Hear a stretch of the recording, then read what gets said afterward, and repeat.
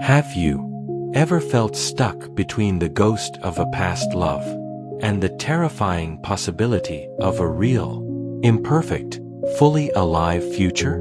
That paralysis, where nostalgia and fear hold you tighter than hope, is one of the silent epidemics of our generation. We scroll, we distract, we numb. But deep down, we're terrified of choosing. Today, we're exploring a novel that doesn't just tell a story, it hands you a mirror. This is Haruki Murakami's Norwegian Wood, a quiet masterpiece that sold millions not through fantasy, but because it understood loneliness, grief, and the terrifying courage it takes to actually live. In the next 10 minutes, I'll share the life-changing wisdom hidden in its pages, and how it can help you face the heaviest, most unspoken struggles of modern life. Because this book's lessons are not just about 1960s Japan, they're about you, right now. At its heart, Norwegian Wood is a story about Toru Watanabe, a young man caught between two women, Naoko, fragile and tied to a beautiful, tragic past, and Midori, chaotic, blunt, and fiercely alive. This isn't a love triangle. It's a map of a universal human crisis. How do we stop clutching what's gone and start choosing the uncertain, demanding present? Every day, millions of us face the same quiet battle. In the great novels and stories, we love the craft, pace, and characters' depth. But if you look deep, there you find some lessons as well. Toru loves Naoko with infinite patience. He believes his steady, gentle love can pull her back from the edge. Sound familiar? In today's relationships, many of us become unpaid therapists, carrying the weight of a partner's unhealed trauma. We think if we just love hard enough, we'll fix them. Norwegian Wood whispers a brutal truth. Love is not a cure, and another person's mind is not a project you can complete. The wisdom here isn't cold. It's deeply compassionate. Supporting someone in their darkness is sacred, but sacrificing your own light doesn't save them. It just creates two shadows. Toru's mistake isn't loving Naoko. It's erasing himself for her. Today's takeaway, healthy love says, I'll sit with you in the dark, but I won't pretend I'm the sun. Boundaries are not betrayal. They're the only way love survives. In the novel, after a devastating loss, Toru discovers that grief doesn't follow a calendar. It waits in a familiar song, the smell of rain, a sudden memory. But we live in a world that demands we process pain quickly and return to productivity, to posting happy photos. Norwegian Wood rebels against this. It teaches that grief is not an illness with a 2-week recovery plan. It's a new room in your house that you learn to live inside. Murakami writes, a fact so beautifully, he says, death exists, not as the opposite but as a part of life. In our era of curated feeds and hustle culture, sadness becomes shameful. But the book gives us permission. You don't have to be over it. Healing is not forgetting. It's slowly weaving the loss into who you are and still choosing to get up. The goal isn't to delete the pain. It's to let it sit beside you without it taking the wheel. Norwegian Wood asks one of the most honest questions in literature. What does it actually cost to choose life? Toru stands between two women, but Murakami is really mapping two internal worlds. So interesting, let me tell you how. Naoko is not simply a lost love, she is the gravity of grief itself. Beautiful, unreachable, existing at a remove from the living world, she offers something deeply seductive, a reason to stay suspended. To love her is to remain faithful to the dead, to a version of yourself that never has to move forward. Pain, when it grows familiar enough, starts to feel like home. Midori is the opposite.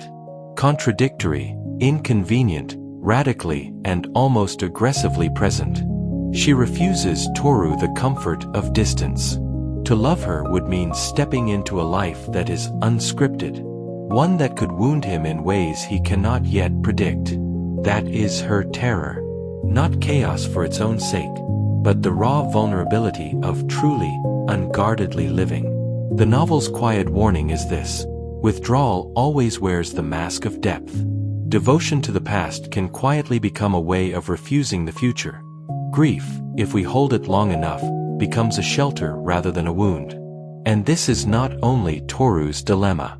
Every day, in ordinary moments, we face the same crossroads, between what we already understand and what might remake us, between keeping faith with our wounds and having the courage to want something new. Today, the Naoko choice looks like scrolling endlessly instead of calling a friend.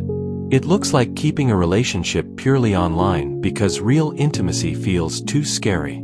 It's choosing the numb comfort of what-ifs over the awkward, beautiful gamble of being truly seen. Midori is loud, direct, and inconvenient. But she's alive. And the novel asks you, are you trading the possibility of a real, chaotic life for a quiet, ghostly safety? Naoko and Toru share a bond rooted in a shared, tragic past.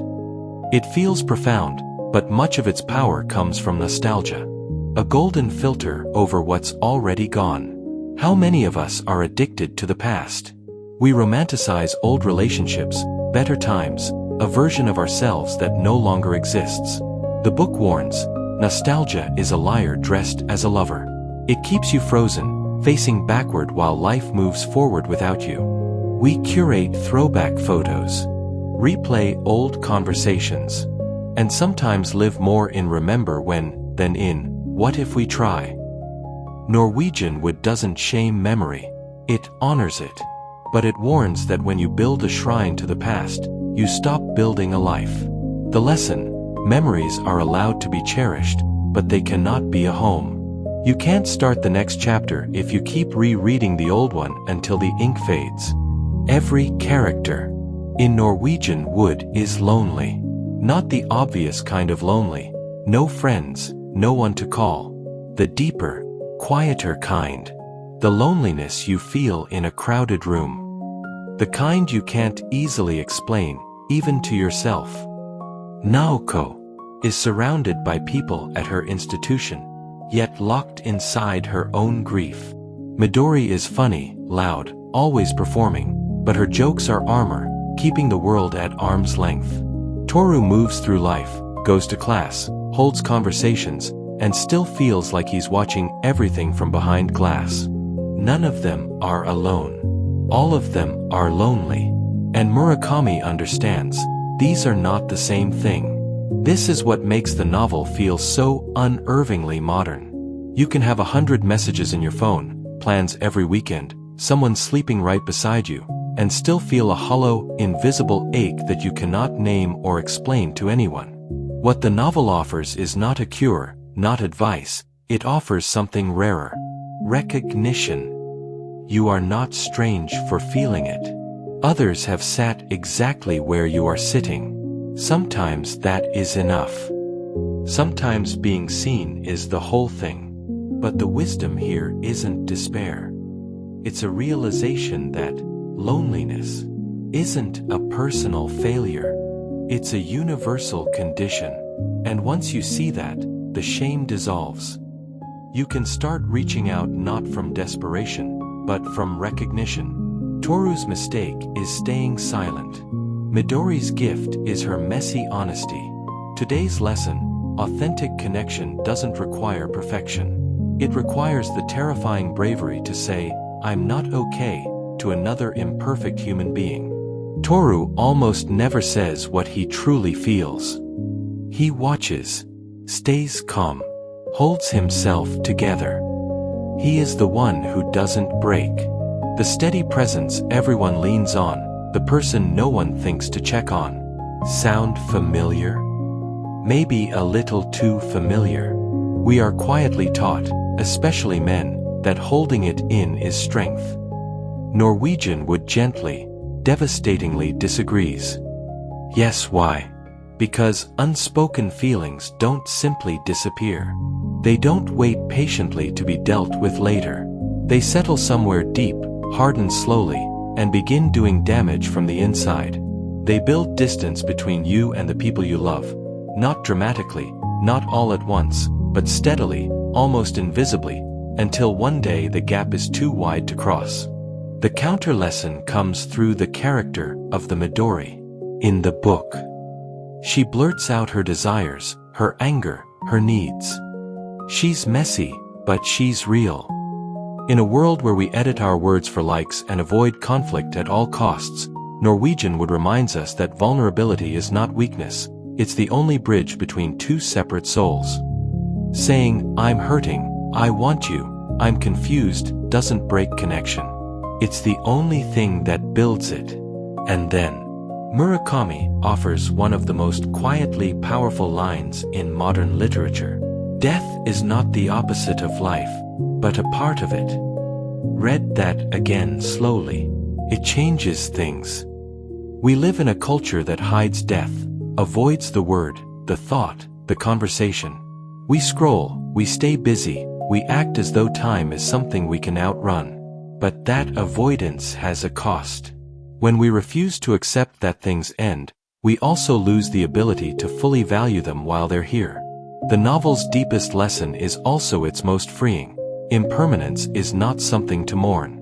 It is the very reason to love deeply, right now. Youth fades. Relationships change. People leave, through distance, through silence, through death. Norwegian Wood doesn't say this to devastate you. It says it to wake you up. The things that are temporary are not less precious because they end. They are precious because they do. Every goodbye in the novel carries weight for exactly this reason. Not because Murakami is cruel, but because he is honest. Toru carries the guilt of those he couldn't save. He replays the tapes. What if I had said something different? What if I had been there? This is survivor's guilt, and it's painfully common today. When a relationship crumbles, when a friend sinks into depression, we torture ourselves with responsibility we were never meant to carry alone. Norwegian Wood gently shows that the past is sealed. Yes, absolutely, you can love someone and still not have been able to save them. The wisdom here is about self-forgiveness. Toru eventually understands that carrying the dead doesn't honor them. It buries him. The lesson for you: guilt is not a loyalty. Your pain does not bring anyone back, nor does it heal the past. What you can do is live in a way that honors the love you felt, not in a way that punishes you for being the one who survived. This is not about forgetting. It's about release. Norwegian Wood ends with Toru making a call. Choosing life, choosing presence, even though it's terrifying and uncertain. The ultimate wisdom of the novel is this: you are not defined by who you've lost or what you've broken. You are defined by whether you can still say yes to life.